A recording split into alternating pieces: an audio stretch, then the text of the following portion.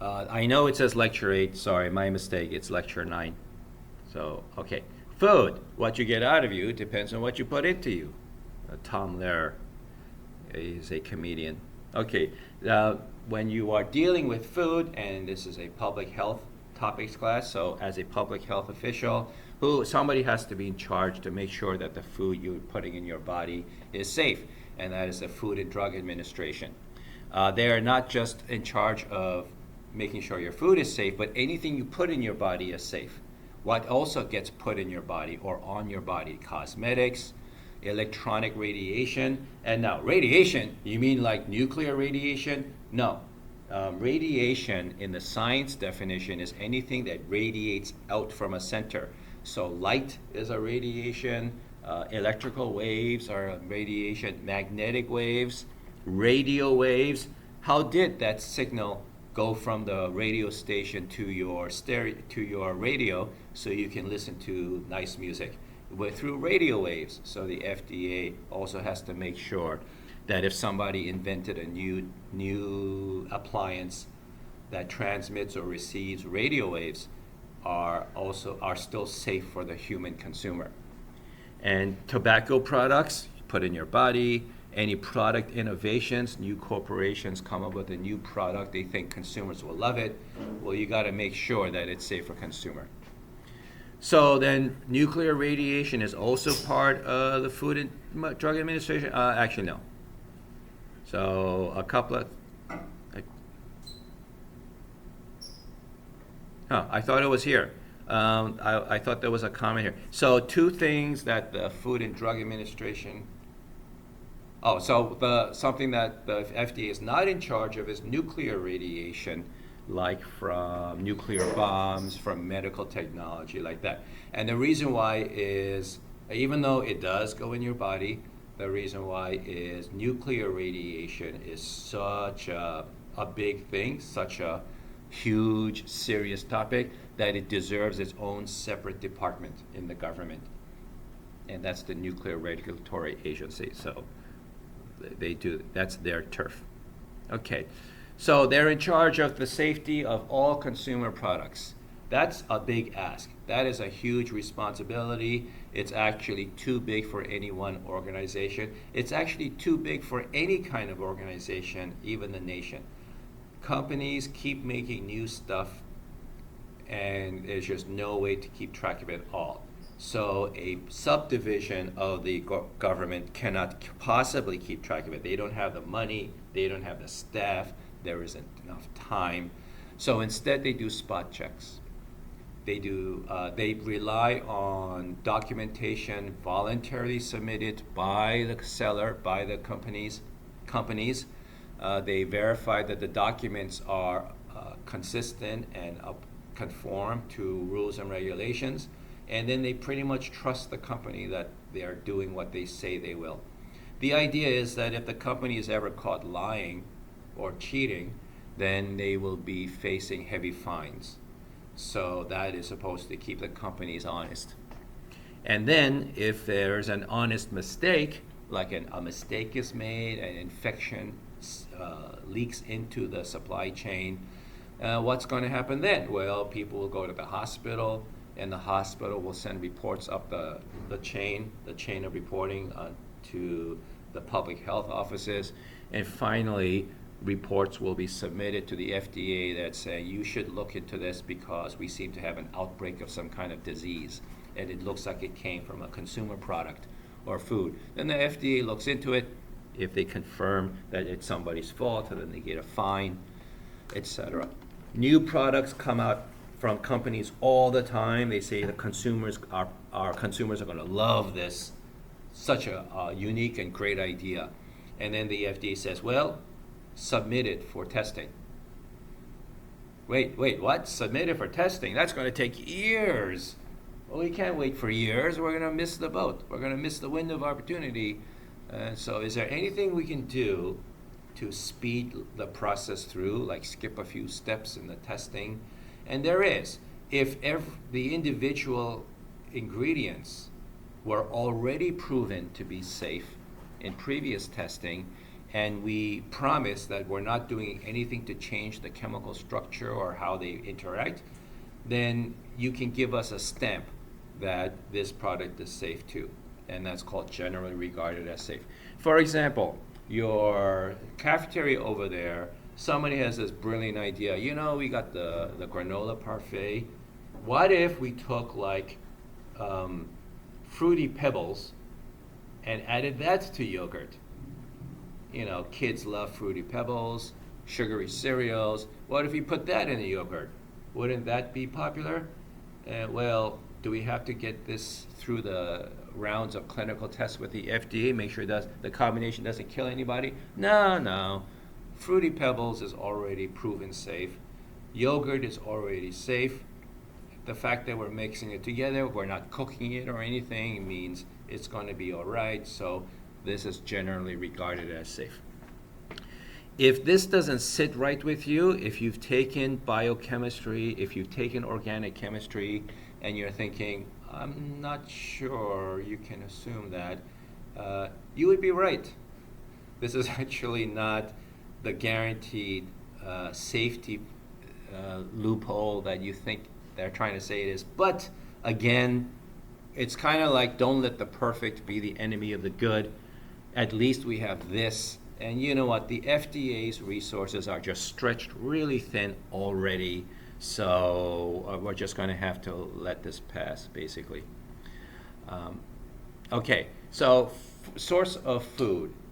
And where does our food originally come from? Yes, I know it comes from the companies that package the food. But where did they get their food from to put in the plastic packaging? So they got it from farms, mostly. The things we eat came from a farm or from a fishery, and we'll talk about fisheries soon later. But anyway, a farm is a company, and the companies exist to make profit. After all, so do we. I'm here to earn a living. I'm also here to teach you guys. I'm also here because I love hearing myself talk. I love showing off how smart I am. But I can do this for free at a hobby group store. I used to be a member of Toastmasters International, which is a public speaking hobby group. I did it for free over there. I'm not here for free. I expect to be paid, and I expect to be paid what the contract shows me. So I'm also here to earn a living. These farms exist to earn a living. You are taking this class not because you love learning, well, I'm sure you do, but you're also here to get a college degree, which hopefully will be your pathway to get a better paying job. So the profit incentive is not an evil thing by itself. In order for a farm to make, any company to make profit, they have to, or anybody, any entity to make a profit, they have to do the revenue minus cost.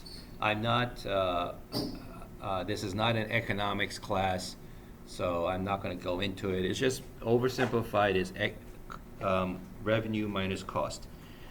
The bigger the difference, the more profit they can make. Revenue, as it comes to food, is a little hard to fudge, a little hard to move. Because if you're like anything like me, you go to the grocery store, you're looking for an item on your list, shopping list, you go to that part of the grocery store, and now there's like 3 or 4 brands to choose from. And if you're anything like me, you start comparing prices. And I never buy the most expensive version. In fact, I tend to buy the least expensive version. So for any company to like subtly or slightly increase the price of a product, they're going to quickly find the consumer not buying it, and they're going to lose sales to their competitors. So there's a kind of a limit to how much they can charge above what their competitors charge. Now, if everybody raises their prices the same amount, okay, now the consumer can't do anything about it, such as inflation. We can complain about the price of eggs, but if the price of all the eggs are all going up by 50 cents, then there's nothing we can do. We have to pay it if we want to eat eggs. So revenue is pretty much locked in. The only chance they have then to increase profit is to reduce cost, to spend less to spend less on making the product, so they can charge the same amount and then they make more money. As a farm, how do they make product? They grow things. So as a farm, how do you reduce cost? Space, time, and feed. Let's talk about each one of these. Space. The more growing things you keep in a smaller space, the less you spend for that space. It's real estate. It's per square foot of real estate. And then the taxes you pay for that real estate, the maintenance you pay to keep that building operational. It's all about space. Now, let me focus in on animals. So if you're a vegetarian or vegan, you may say this doesn't apply to you, but wait a minute. Hold on there. I'll get back to you, vegans and vegetarians. So for the rest of us who eat meat, this example is in. Farm is growing animals to sell on the market to be chopped up later into your favorite product. To save money, they will jam these animals in as tight as possible to the limits of what they will tolerate. And now the problem is they're so crammed together, shoulder to shoulder, nose to butt, that if one of them gets sick, pretty much the entire herd gets sick. It's going to, the infectious organism will jump from animal to animal with no speed bump in between.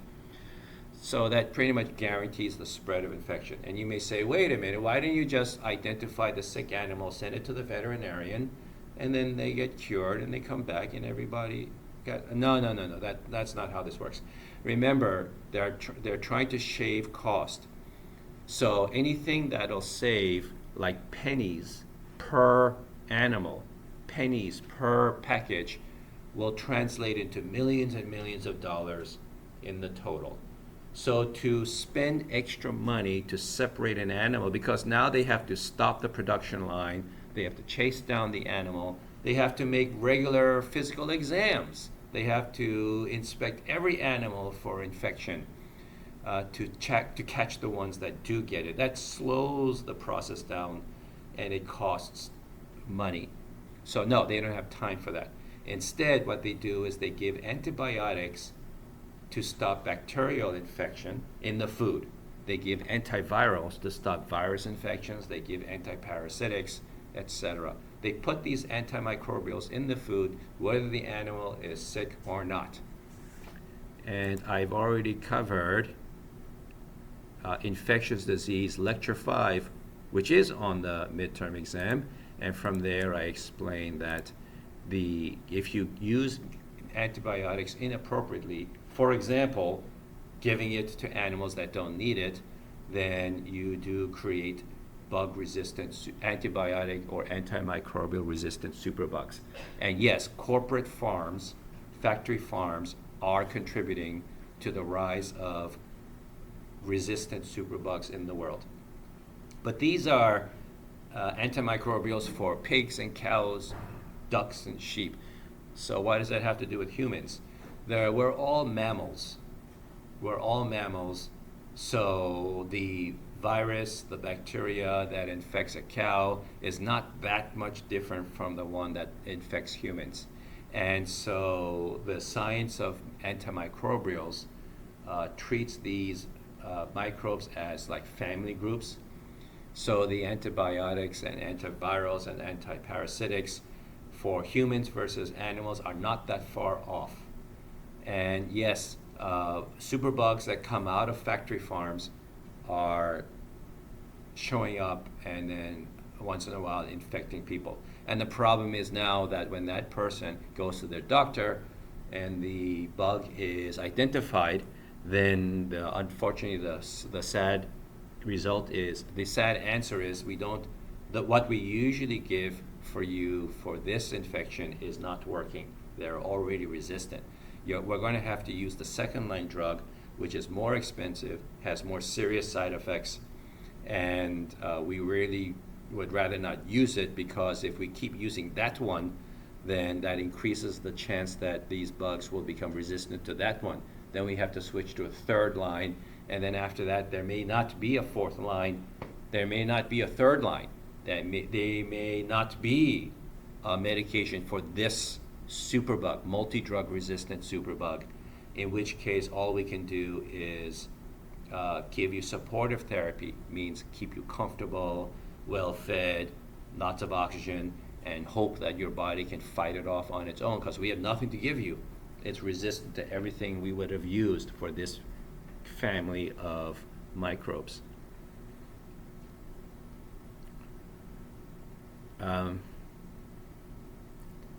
Time. So that was space and time.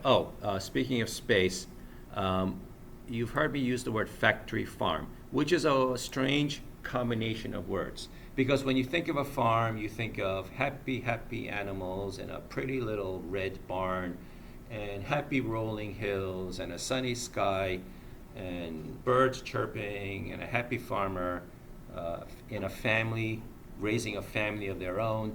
So that's a farming. And then when you think of factory, you think of these ugly, gray, giant buildings with smoke coming out the top, polluting the world, conveyor belts treating individuals like numbers, and assembly lines. That's a factory.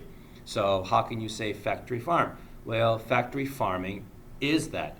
It's large warehouse buildings, packing animals close together, sending them on conveyor belts, assembly lines, and nobody in there is happy. Other than the workers who are getting paid, they're happy to be paid, but the animals are definitely not happy.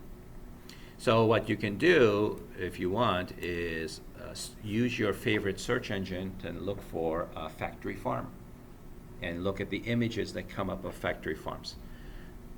When you do that, there are two kinds of websites you want to be careful of. You want to be careful of websites created by these factory farms or agricultural support organizations, and they will try to paint the pictures in the best light possible. And you also want to be careful of anti-factory farm organizations like PETA, People for Ethical Treatment of Animals, vegetarian and vegan websites. They will want to paint these factory farms in the worst possible light possible. So they would use the worst, gruesomest, ugliest pictures and say they're all like that. The factory farms will use the most positive, brightly lit, well cared for images and say we're all like this. So the truth is somewhere in between. That was space. Time. The only time these corporations get paid for this meat or for plant, any product, the only time they get paid for this product is when they finally sell it at the market. When they plant the seed or birth the newborn animal, all the way up to the market, sold to market, they are not paid a penny. It's all investment, it's all cost. So if they can find a way to make the animal or the plant grow up faster or grow extra meat on their bones, then that will increase profits because it'll increase what's sold on the market and spend less time feeding them, less time housing them, less time taking care of them. So that's time. So how can you make an animal grow up faster? Growth hormones. So you could have something that's as big as a mature adult, but is chronologically no older than their version of a child going to the slaughterhouse. How do you get muscles on an animal, on a mammal? How do you get more muscles on a mammal? Well, how do you get more muscles on a person, a human being? Steroids, anabolic steroids. Like I said in the addiction and health well-being. Lecture 8 is addiction, which is also on the midterm exam. So human steroids. Now, we don't call them human steroids, we just call them steroids, but they work on the body. Any mammal that has testicles, it'll work on their body. If any mammal it'll work on their body, whether it's male or female. So it increases muscle mass, and that's what customers like to see, lots of muscle, so it gets them lots of protein. The consumers were finding out about this because of the investigative journalism from the anti-animal factory farm organizations. So more and more consumers were finding out about these growth hormones and steroids, and justifiably or not, fair or not, consumers were starting to get worried. I don't want no growth hormones in my food, even though these growth hormones really shouldn't work on humans. They are specifically designed for that animal. But steroids, they say, I don't want no steroids in my food. And what happened was the people who really don't have the money to be choosy, they kept buying the cheapest anyway. But the people who do have money, they do have extra income because they're richer, they actually started looking for anything that will guarantee no growth hormones or steroids. Well, to not lose that customer group, some companies started proudly sticking labels on their packages saying, our chickens have no growth hormones, our beef have no steroids, and we would not do it. But it's the same company that sells the hormone and steroid version too. So you cannot just go by the name of the company, the brand. You have to read the ingredients if you care about that kind of thing. And why would you not care about that kind of thing? Because you can't afford to care. Like for me, I don't care. I just buy whatever is cheapest because I can't really be spending more money on hormone and steroid free food. Does that mean that I don't care if hormones or steroids go into my body? Well, I do care. It's just that from what I've seen, I'm not convinced that it does make a difference. That these animal hormones I don't think are actually affecting me, and I don't think these animal steroids are affecting me. But the price of that package of meat does affect me. It means I can buy less than I want. So that's what it comes down to for you. If you do care about these things, if these sciencey words make you nervous, then the next question you ask yourself is, can I afford to pay the difference? Where can you find hormone-free and steroid-free meats? Well, the good place to look is Trader Joe's and Whole Foods. Those grocery stores that have a reputation for being expensive, because that reputation attracts wealthier people, and the wealthier people are demanding steroid and hormone-free food. So they get what they want, they win, but I don't shop there because everything's too expensive there. The few times I go because of like a special occasion or just curiosity, it turns out to be about $1 more for everything. About $1 more for everything. Except some things are like twice as much. If it's cheap enough, then it's twice as much, but for the more pricier items, they charge $1 more. Okay, so that was space, time, and now, one more. Oh, yes, so some labels proudly announce no hormones at all. Some labels proudly announce no, we don't use this hormone. And if on the beef aisle, some of them proudly announce we don't use RBGH, which is recombinant bovine growth hormone. But that's just one kind of hormone that is used. So when they say we don't use this specific hormone, what they're kind of saying is we still use the others. We're just not mentioning it. So watch out for that wording. If they say no hormone, then it's no hormone.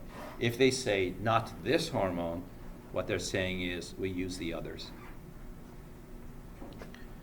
What's driving this corporate behavior? Oh, because consumers are demanding it.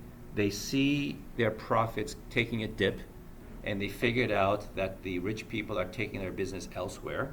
and they go, oh my God, we got to do something to get those customers back. So they're responding to consumer demand.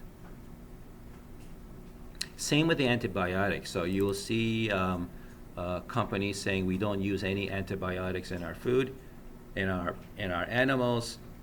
Well, we have to assume we're not inside players in the industry, so there's no way for us to tell if they're telling the truth or not. The FDA is letting them say it, so as far as the FDA is concerned, they're telling the truth. If you really, really want to know, and you have the money to care, then you got to start doing your own investigation. And it doesn't just mean reading the Wikipedia article. It means reading as many articles out there as you can. So that was space and time. And now feed. This is the third one here. The cheapest chickens, cows, pigs eat corn. Wait, aren't cows supposed to eat grass? Aren't chickens supposed to eat seeds and worms? Isn't that like their natural food? Why are you feeding them corn? It's cheaper. Any way to reduce cost, it's cheaper. How can corn be cheaper? Because I remember when I was a kid, I had to mow the lawn, and we would gather up this grass and put it in a bag and throw it away. We had to put it in the waste. How can anything be cheaper than things that we throw away? So, yes, it is pretty cheap to go around the countryside, cut down the grass or the hay, and put it on a truck and bring it to the farm. But you know what's cheaper than that? Products that are subsidized by our taxes. So, how is corn so cheap? Cheaper than literally picking up free grass and transporting it across the country. How can corn be even cheaper than free? So this is how it goes. This country was built on farmers, or at least that's the legend. That is the national creation legend. That's the creation legend of this country. Every country has its creation legend. Like Japan says that some warrior gods dipped his spear into the ocean, and then the salt that fell off the spear formed the islands of Japan. So that's their creation legend. Our creation legend is that when we got our independence from England, that it was the farmers of this country that did it. And then once independent, the farmers created this nation and built it up and is the foundation of our country. So farmers have this mythical, legendary status in the national consciousness. Now, historians may say, actually that's not how it happened, but who cares what historians think? This is what the legend is. So every time farming is a very risky business because you're making so much upfront investment. Small-time farmers are literally getting loans out of the bank to buy the seeds, to buy the fertilizer, to buy the equipment, all of that, to plant in the fields, to buy the animals, or to raise newborn animals, and then nurture them to maturity, hoping that enough of them will survive to maturity to sell on the market, and also hoping that the price per pound, per bushel of the product is high enough to make all of that investment worth it. That's like an entire year. They plant in the spring, harvest in the autumn, so it's like half a year spent betting that this will all work out. This is very risky. And every once in a while, there's a bad season. The markets go crazy, and suddenly the prices the markets are offering is not worth all of the money they sunk into this farm. So there are stories of farmers, especially small farmers, small business farmers, going bankrupt, losing everything because of a bad year. And every time these stories go up to Congress, the government, the congressmen, the politicians say, we got to do something because I love America. And eventually this accumulation of laws to help the farmers, the legend of farmers became the Farm Bill. I'm not a lawyer, I don't know political science, so my understanding is that the Farm Bill is a subsidy to U.S. farmers to protect them against these business risks. And this goes, the way it helps them is that they get a guaranteed price on all their product, no matter what happens on the market. No matter what happens, they get a guaranteed price per acre of their farm, depending on if they grow these things on the list. So here's corn. You are now a farmer of corn. You grow corn. That's your specialty. Your family's been doing it for generations. Before, you tried to predict what the market wanted of corn, and you only planted that much. But now, the government will guarantee purchasing of all the corn you grow, no matter whether the market wants it or not. What are you going to do? As a logical, rational human being, you're going to grow as much corn as possible. Even though everybody can see that we have plenty of corn this year, thank you very much, doesn't matter. I'm going to grow as much as I can because the government will buy it all. The government will buy anything the market doesn't buy. So as a result, we make too much corn. What about world hunger? Well, that's another thing. Getting the food out to the people who are hungry, that's a whole other thing. But the fact remains that we have too much corn in this country. Government who is stuck with these megatons of corn are trying to get rid of it. So they go to the animal farms and say, you want some of this corn? Because we kind of we're looking for a place to get rid of it. You want some of this corn? And we'll even sell it to you cheaper than if you can buy grass for your cows. So the cow farms who are trying to reduce costs saying, oh, we can provide calories for our cows at a cheaper rate than grass would. Of course we would. So that's why cows eat grass. That's why cows eat corn. Are cows supposed to eat corn? Well, biochemically, organic chemistry-wise, are they allowed to eat corn? Well, apparently so. Apparently it's okay. Well, it's okay enough for me because I buy ordinary beef. What about an ordinary milk? For the times I do get the milk. What about people who do care? What about the people who do say, no, cows are supposed to eat grass. I only want, and here are scientific studies that show that grass-fed cows, their milk and their meat is superior. Okay, but it's going to cost you more because grass costs more, and also the cow farms that still feed their cows grass are not these mega corporations. Instead, they are smaller companies, so there's something called economy of scale that they don't benefit from. You can Google for economy of scale yourself if you want to know. So that means that grass-fed cow meat and grass-fed cow milk is more expensive. How much more expensive? Okay, let's go check it out. Oops. What's the price of regular milk?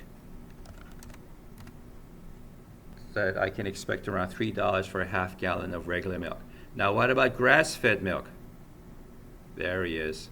I've seen this label on my grocery store. $7, half gallon grass-fed milk. So you're paying more than double for grass-fed. That's what's happening. You're paying twice as much for grass-fed. Do you care that your cows eat grass? You're going to pay more because corn is cheap.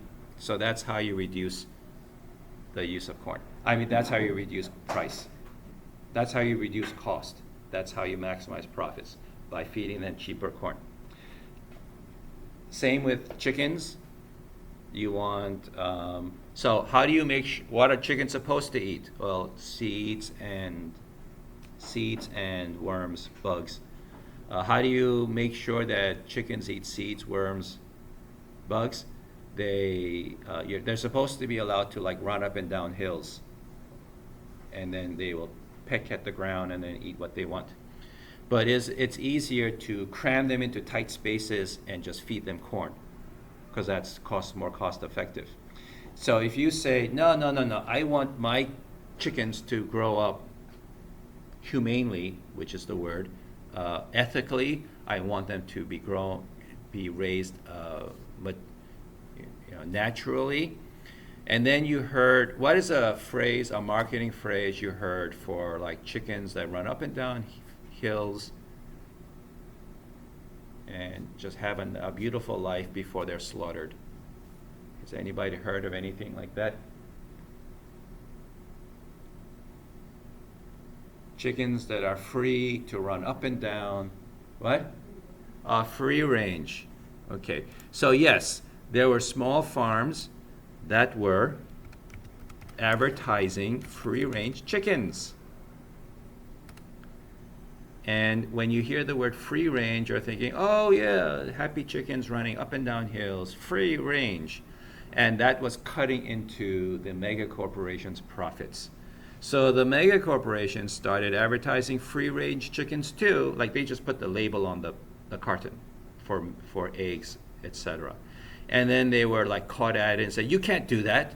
Your chickens are stuck in a warehouse. They're crammed in cages. You can't say they're free range.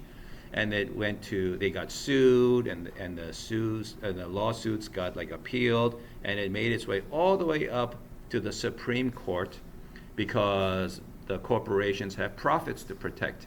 Oh, I'm still in the shopping section. So not only did the lawsuits go up to the Congress, but so did the corporations' lobbyists.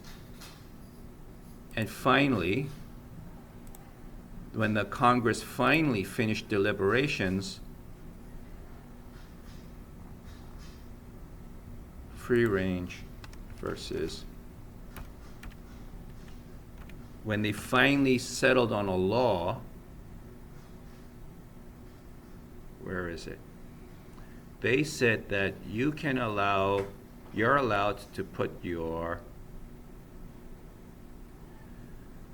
law now says that in order to be called free range, these windows need to stay open most of the day, and that's free range.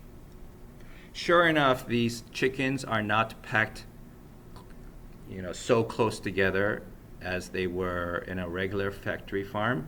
So that's a step in the right direction, but it's nowhere near the roaming free that you would expect from free range. So the moral of the story is that lobbyists have turned the label free range into a joke. Do not expect what your mind is expecting when you hear free range. In fact, what's the best thing you can hope for if you really do care about ethically raised chickens? That was that other thing I searched for, which is free range versus pasture raised. Okay, I need to verify this. This picture is from holisticmother.com. I don't know anything about that website, but the name Holistic Mother seems to suggest like some kind of hippie organization, but I have no idea, because it's not beyond the ability of a profit-centered corporation to choose a name that sounds like this, just to trick the public. But anyway, the two popular phrases now is pasture-raised and cage-free. And this is what the companies say pasture-raised means now. Pasture-raised means now. So what are you looking at? Well, what's a dozen eggs now? How much does a dozen eggs cost nowadays? How much do you expect to pay for? Anybody buy eggs lately? Nobody? Does anybody here buy food? Or do you have somebody else buy it for you? How much do you pay for a dozen eggs? Or do you expect to pay?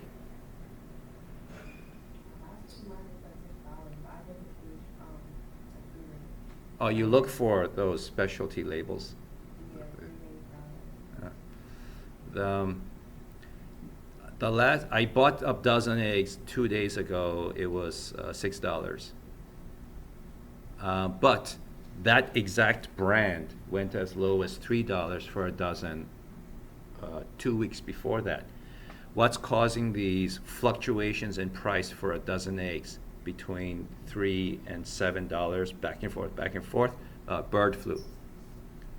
Every time bird flu sweeps through the nation, these farms have to kill all their chickens and start over from scratch.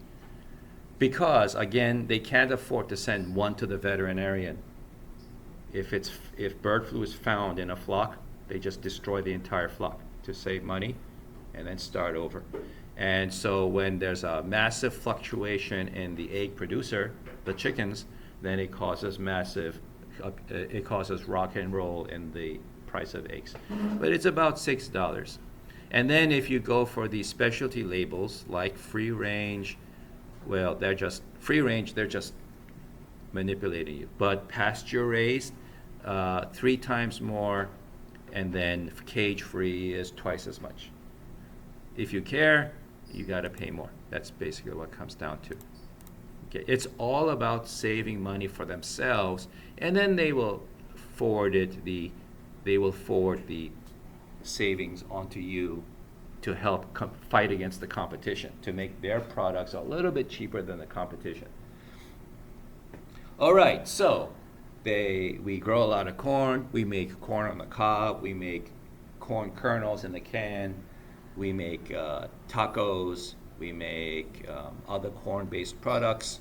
And then we have too much corn still left over. So we sell it to farms, animal farms, and we still have too much corn left over. So what does the nation do with this massive stockpile of corn? They turn some of it into gasoline for cars. And if you ever pump your own gas or ever take a close look at a gas station, you will see pictures that say 10% ethanol up to 15% ethanol. Where did this ethanol come from? Processed corn. Because, why do we do that? Well, we have this over-dependence. The nation has an over-dependence on fossil fuels. And so the nation gets fossil fuels from wherever they can, out of the ground, or we invade another country to control it. But we still need more fossil fuels. So to help extend the supplies and to bring the price down for fossil fuels, we mix a little corn in there, and we mix a little ethanol in there. Okay, 10% of the national consumption of gasoline for automobiles, that's a lot. That's a lot. But after all that, there's still a lot of corn left over. What do they do with the remaining corn? They turn it into sugar, and it's called fructose. The full name is high fructose corn syrup. And fructose is a kind of sugar, like sucrose is. Fructose is, originally fructose was identified as coming from fruits, a sugar that comes from fruits, okay? Plant-based, but fructose is from corn now, because corn is the cheapest source of fructose. And sometimes you see it on the ingredients list as high fructose corn syrup, but sometimes you see it just the initials HFCS, but less so nowadays because consumers were getting worried. They see the 4 letters HFCS and they go, oh, I don't want no chemicals in my food, and they buy less of it. So they started they, as in the seller, started calling it other things so that it doesn't scare away the population, like fruit fructose. When you see fruit fructose, you're like, oh, it must have come from fruits. Maybe it came from a papaya or an apple. No, it came from corn. Maize syrup. Maize is the Native American, Central American word for corn. So maize syrup. Maize sounds tribal. It sounds historic. You know, if it was good enough for Native Americans 1,000 years ago, it's good enough for me. No, it's corn syrup. So it's another way to distract the consumer from realizing this is just corn syrup, high fructose corn syrup. So this is our nation's most common source of sugar. This is what most likely makes your food sweet. But not only sweet, but any kind of sugar at all, because it's so much cheaper than buying naturally occurring sugar, like from sugar cane or molasses, that kind of thing. Who has a soda bottle in here? Anybody? Oh, is that, okay, we won't say the name of the corporation. How many milliliters is that? Or liters? Is what? 591. Okay, and how many grams of sugar on the ingredients?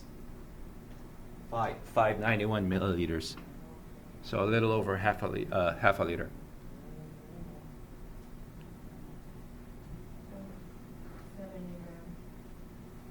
70 grams of sugar, but now is it per serving? Yeah.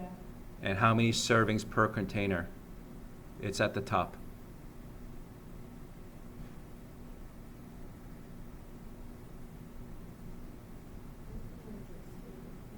Or is it one serving per container?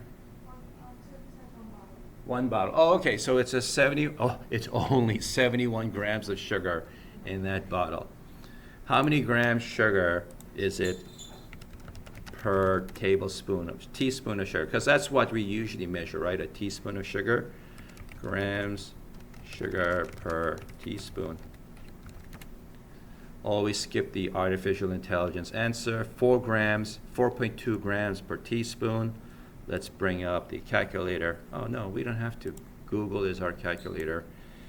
71 divided by 4.2. 17 teaspoons of sugar in that bottle. If you drank that whole bottle, you would get 71. You would get 17 teaspoons of sugar, which is about, okay, it's about this pile here. So we're looking at that. Okay, if you go to a convenience store and you ask for coffee and the cashier says, yes sir, how much sugar would you like in that cup of coffee? And you say 10.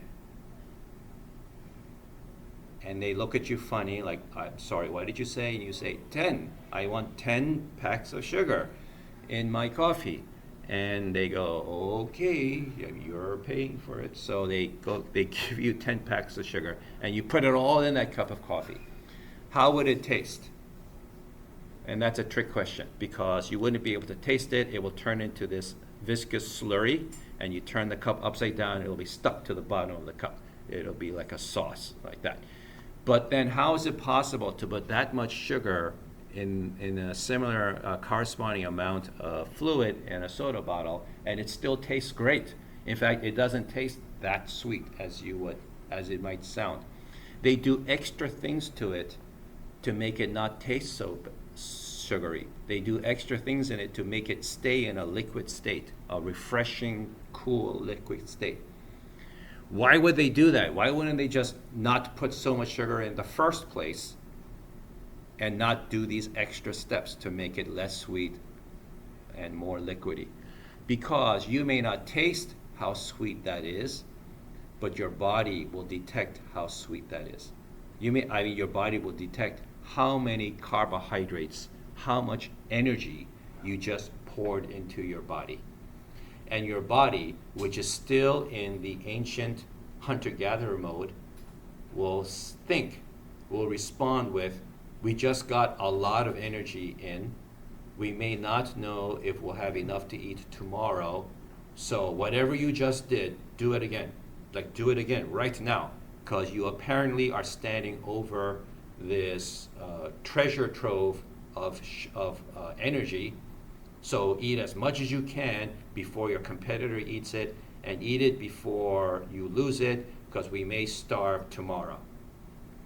And you feel this craving now to buy another bottle. You feel this craving to eat another bag, to buy another bag of potato chips, other kinds of candy, Halloween, right? So as you're munching away at your candy haul or your little brother's candy haul, and you feel this, instead of being satisfied with just one of those fun-sized chocolate bars, instead, 30 minutes later, you feel this urge to eat another one. What's going on? This is going on. Your body is responding to the trigger, and now you feel a craving to eat another one. And this is what it's all about. To make you buy another bag, to make you buy another bottle, to go back to the vending machine, to pay more, to increase profits. What?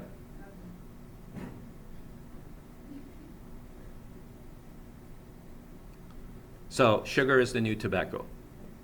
Yes, it's an addiction. It is an addiction.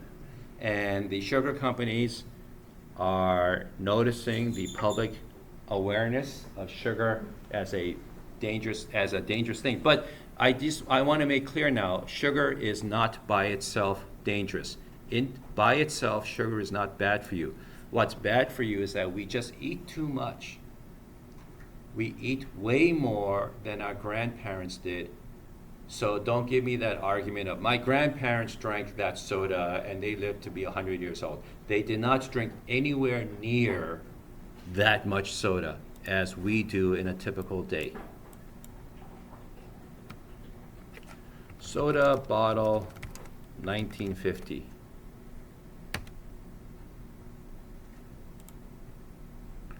If you've ever seen these, there's a size comparison, hand to compare.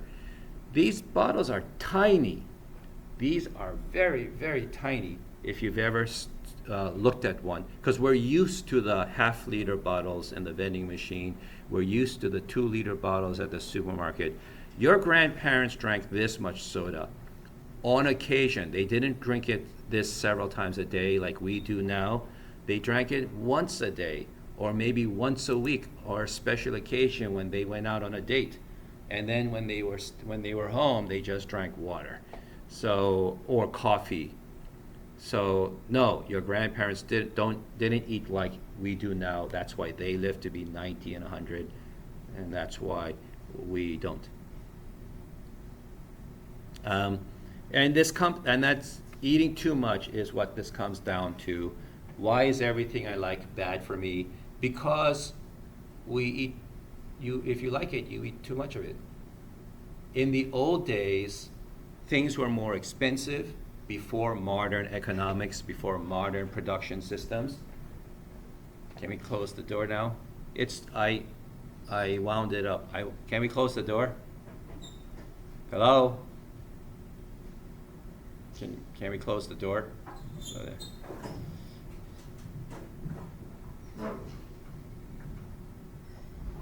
The door stopped.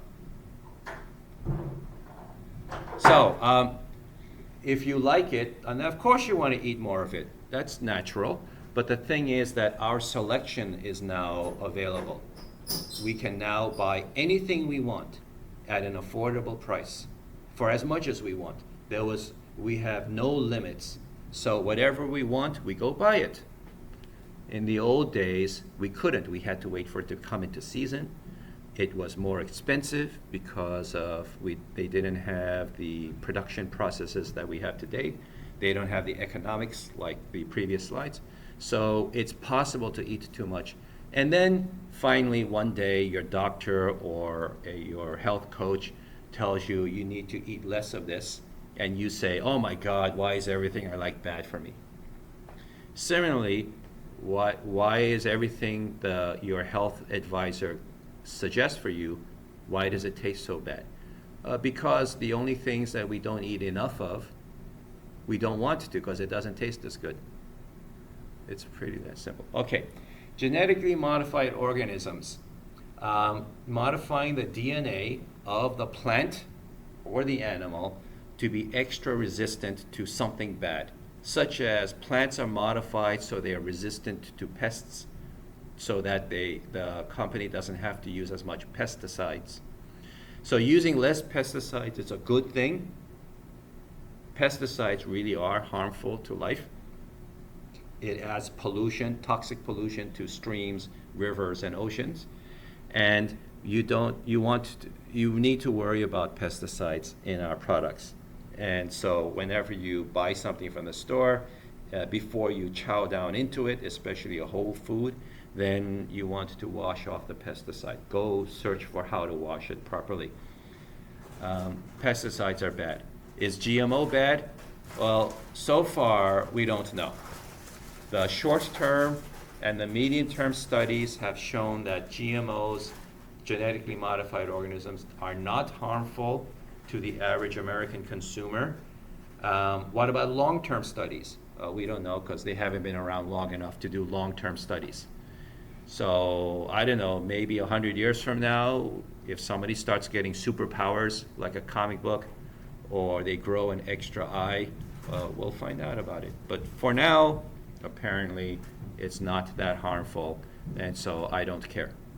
GMO, especially, if you do care, you look for the non-GMO label, and the most likely place you'll find it is the cereal aisles and the bread aisles and other wheat and grain aisles. And there you will pay more. Because those have to use pesticides. They don't benefit from the economies of scale, so it costs more to make the same product. Oh, what about organic?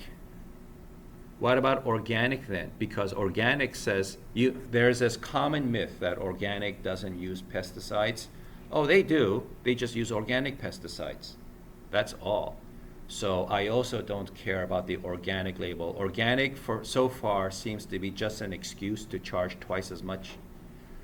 But from what I've seen so far about organic production methods, it doesn't seem to make the food any healthier. They use pesticides, there's organic sourced pesticides. After all, cyanide is organic. Arsenic is organic. But you shouldn't be taking those, even though they are all natural. Globalization, the world is getting smaller despite the wars going on around the world right now. The world still is getting smaller. It's still getting cheaper to transport things around the world, which means that not only does natural, healthy foods have to compete with the junk foods here in price and desirability, but they also have to compete with their exact same version from halfway around the world that actually costs less. Why would it cost less to transport food halfway around the world than make it here? Because in order to grow it here, product makers have to conform to safety and health laws. But from another country whose safety and health laws are less strict, or their enforcement of it is less effective, then those producers don't have to spend money to keep the food healthy and safe. They can just make the same version, but with toxins, using unethical labor, all of that to save money. And then as the price of transport is going down, that they can end up selling it to the United States for cheaper than it is to grow here. The problem then is, what about these? Will they cause problems when somebody here eats it? And yes, they are. About the distance traveled. Distance traveled has another problem in itself, which is to transport a product halfway around the world. It uses up fossil fuel, ship fuel.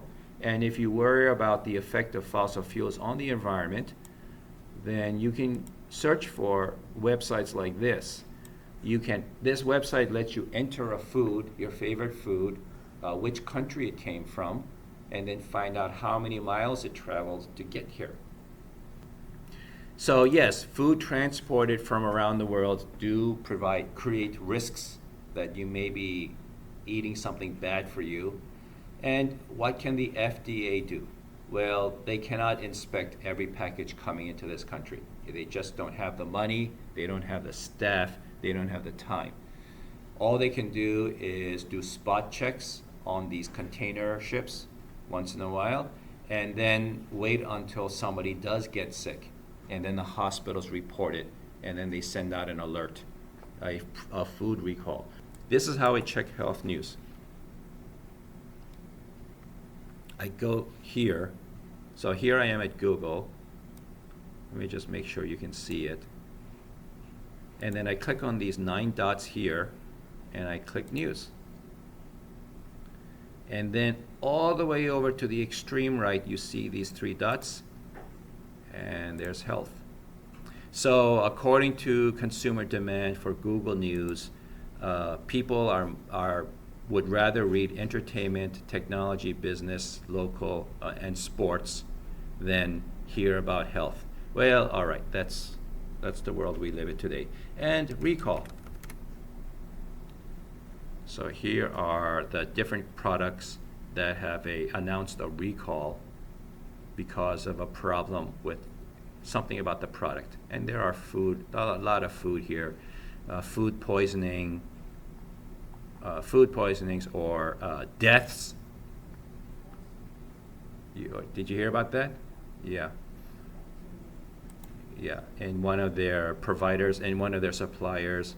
So that once in a while, I don't think it won't hurt you to search for any recall news, product recall news. Okay. Global consciousness means, so that's where we've come to. Even though we're buying food from a grocery store, which is just down the street, the fact still remains that we are affected by what's going on in the world today. Things going on halfway around the world can affect us, can affect the food we eat. So the best way to stay on top of these things and to protect yourself is be educated. But that's the answer for everything. The best way to protect you from any kind of risk out there that you could think of, the first step is always be educated. Be critical. Don't blindly trust labels just because they sound nice. At the very least, search into it, research into it, find out what's up. Oh, is this the picture what I've been looking for? Probably. Okay. Obesity I talked about already, so I don't want to repeat myself, keep you here longer than you need to. Obesity is definitely going to be talked about on the midterm exam too. Second midterm exam, so make sure you reviewed what I said about that. I've already talked about Ozempic and Wegovy and those other weight loss drugs in addiction. Hunger is just a lack of calories. If you don't get enough calories, you get hungry. Malnutrition is different. Malnutrition is you're not getting enough of the nutrients you need or too much of a nutrient. So classically, you think of malnutrition as like not getting enough vitamins or fiber or minerals. That's malnutrition. But if you eat too many calories or sugar, that's malnutrition, because mal means bad. Undernutrition means not enough, but mal means bad. So eating too much of the wrong thing is malnutrition. Eating not enough of the good things is malnutrition. Is it possible to be not hungry but malnourished? Yes, if you eat junk food all day, every day, you will eventually be malnourished. So don't eat junk food every day. Eat fresh fruits and vegetables every day. Moderate your calories and your carbohydrates. So it's possible to be not hungry but be malnourished. Is it possible to be well nourished but still hungry?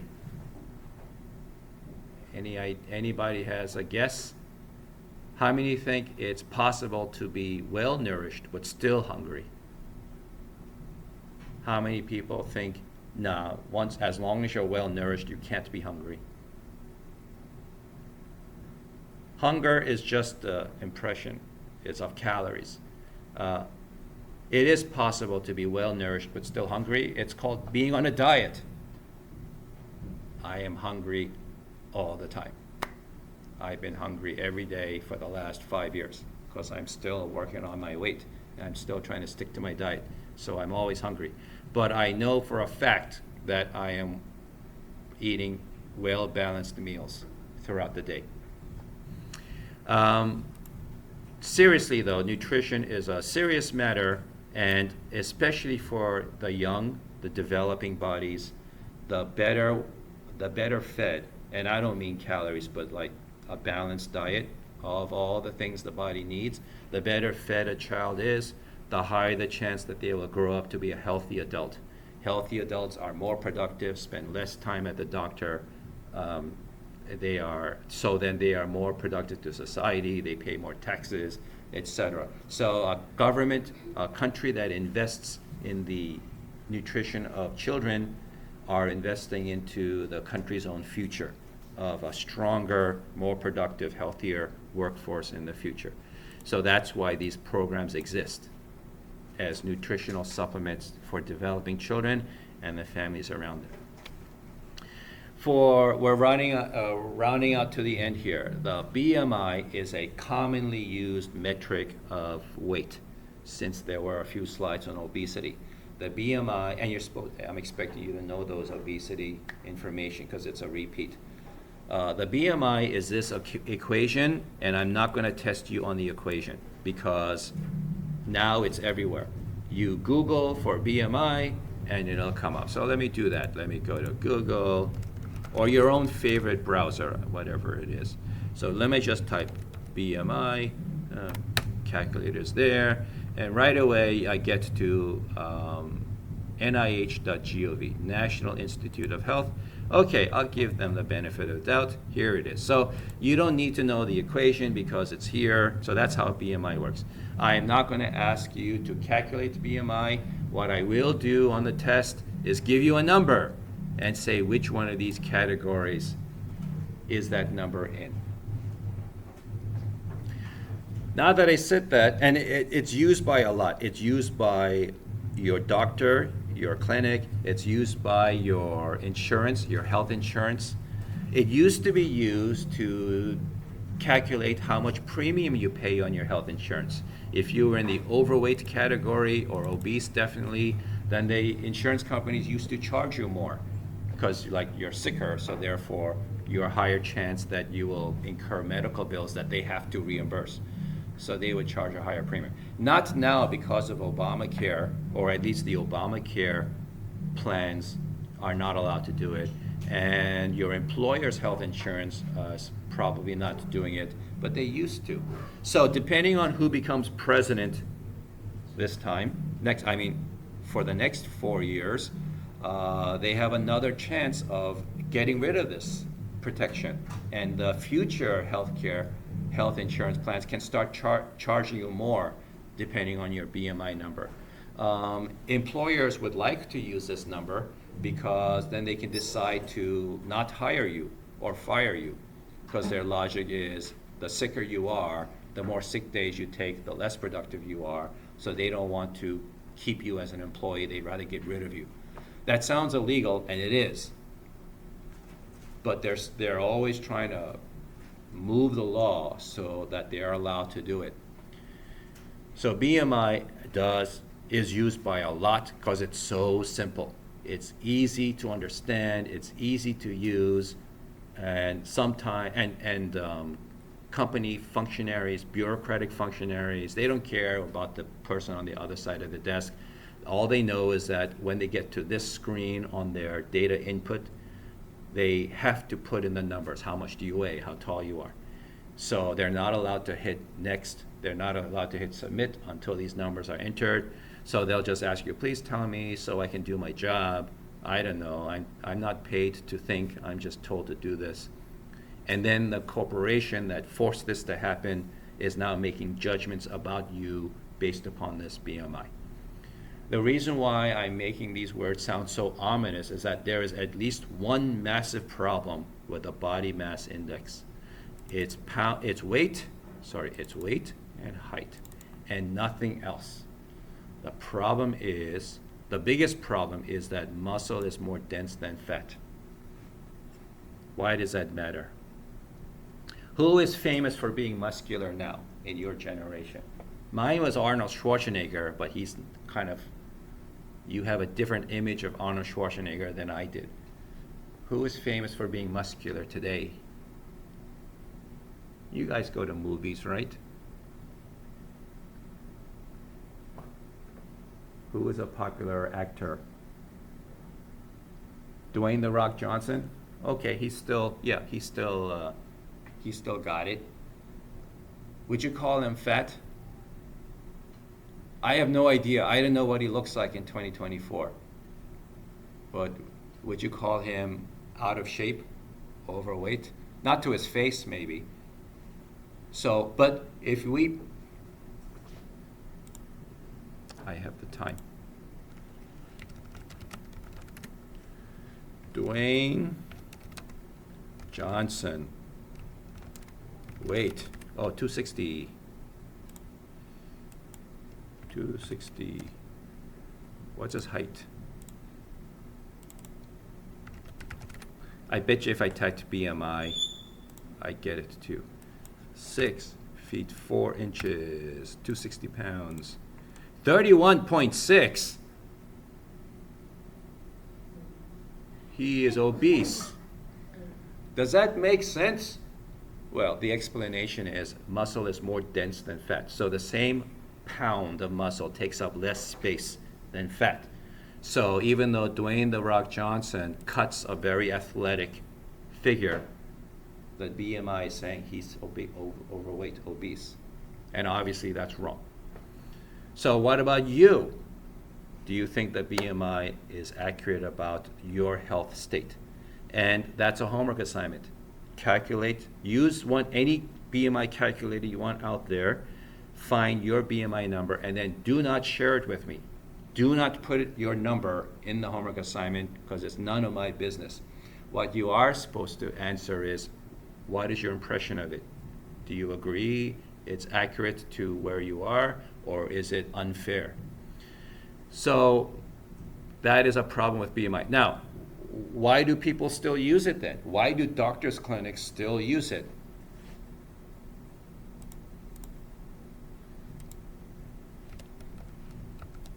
Because of the bell curve. For most people who are here in the middle of the bell curve, the BMI is pretty well on. Because most people are not like Dwayne "The Rock" Johnson or Chris Hemsworth or Arnold Schwarzenegger. Most elderly people do not look like Arnold Schwarzenegger. And similarly, most people do not look like a walking stick. Most people are in the middle. And for most people do not work out. Most people do overeat. Most people don't go into regular physical activity. Most people sit at the desk all day at work, then come home, sit at their couch all night, eating and then watching movies until they go to sleep. Most people, the BMI is accurate. And for me, it is.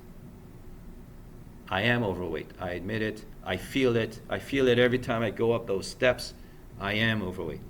Even though I've been working on the stair machine for over a year, I still have to lug it up the steps.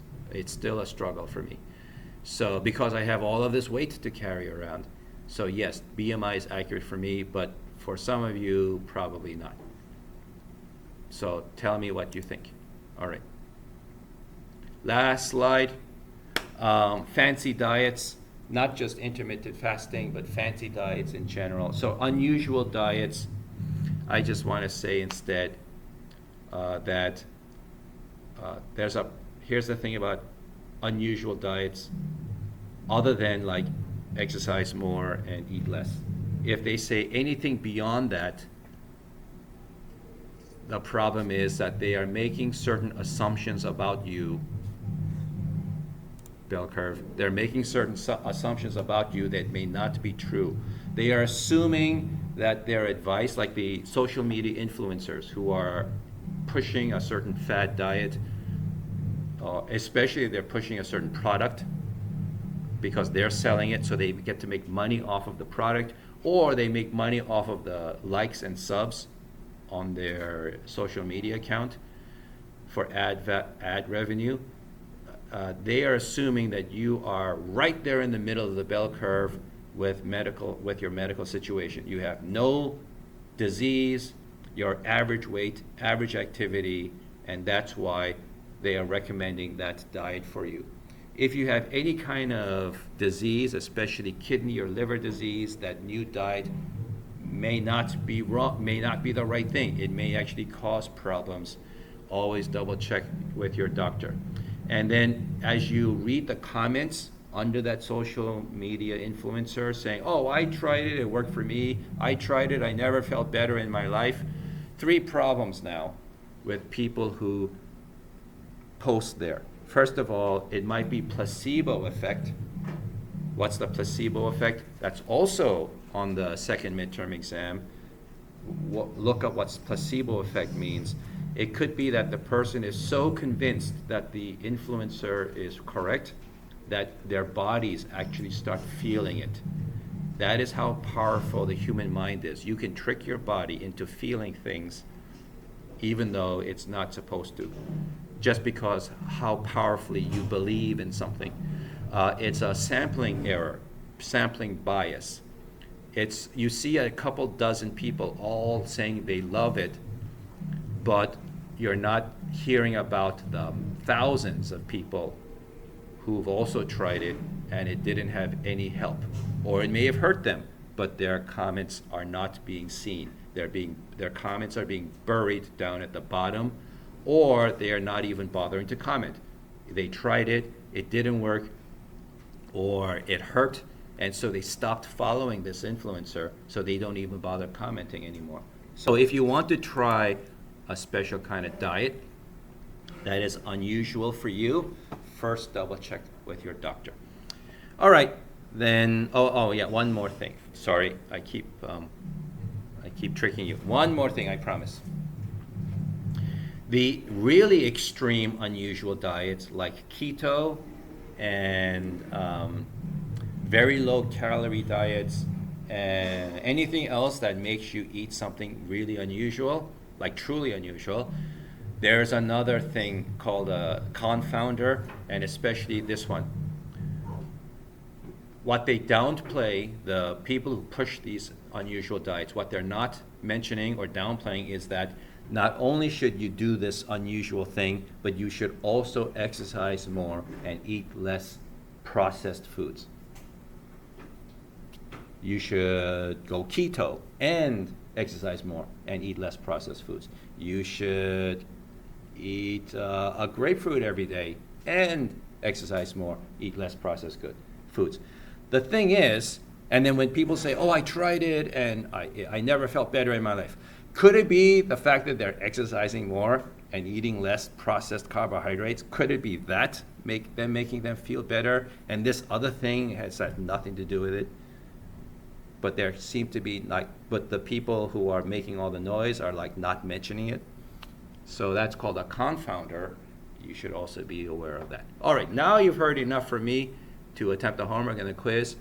So good luck on that.